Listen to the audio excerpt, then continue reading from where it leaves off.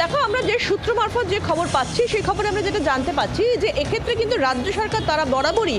মুখ্যমন্ত্রী বা শিক্ষামন্ত্রী বা অন্যান্য যে কোনো মিটিংয়ে দেখা গিয়েছে যে এক্ষেত্রে রাজ্য সরকার কিন্তু বরাবরই যারা চাকরি হারা তাদের পাশে সরকার রয়েছে সেই বিষয়টা সরকারের তরফ থেকে বরাবর স্পষ্ট করা হয়েছে যে চাকরি হারাদের সঙ্গে তারা সহপাঠী, তাদের ক্ষেত্রে তাদের বিষয়টা নিয়ে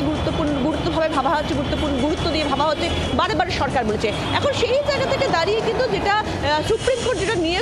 নির্দেশ দিয়েছে যে একটা ফ্রেশ রিক্রুটমেন্ট করতে হবে, সেই রিক্রুটমেন্টের যে প্রসেসটা শুরু হচ্ছে আমরা জানি আগামী সপ্তাহে কিন্তু তার যে বিজ্ঞপ্তি সেই বিজ্ঞপ্তি প্রকাশ করা হবে স্কুল সার্ভিস কমিশনের পক্ষ থেকে। এখন সেই রিক্রুটমেন্ট প্রসেসের ক্ষেত্রে কিন্তু যেটা জানা যাচ্ছে যে একটা চিন্তা ভাবনা চলছে যে টিচিং এক্সপিরিয়েন্সের উপর সেখানে যাদের যদি নম্বর রাখা যায় এক্ষেত্রে কী হবে, এক্ষেত্রে যে যত বছর শিক্ষকতার সঙ্গে যুক্ত রয়েছেন তার উপর ভিত্তি করে তারা কিছু যদি নম্বর পান সেরকম একটা কিছু যদি ব্যবস্থা করা যায় সেই ভাবনা চিন্তাই চলছে। এখন এইটা যদি কার্যকর হয় অর্থাৎ এই ভাবনা চিন্তা যদি সেক্ষেত্রে কার্যকর হয় তাহলে কিন্তু যারা চাকরি হারা তাদের ক্ষেত্রে কিন্তু বিশেষ সুবিধা হতে চলেছে। কী সুবিধা হতে চলেছে সেক্ষেত্রে তাদের ক্ষেত্রে কিন্তু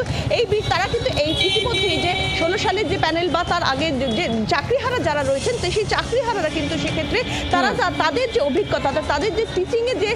অভিজ্ঞতা সেই অভিজ্ঞতার ভিত্তিতে কিন্তু তারা সেক্ষেত্রে নিশ্চিতভাবে এই ক্যাটাগরিতে তারা বেশ কিছুটা নম্বর পেতে পারবেন এমনটাই কিন্তু মনে করা হচ্ছে। যদিও এখন সমস্ত বিষয়টাই চিন্তাভাবনার স্তরে রয়েছে, এক্ষেত্রে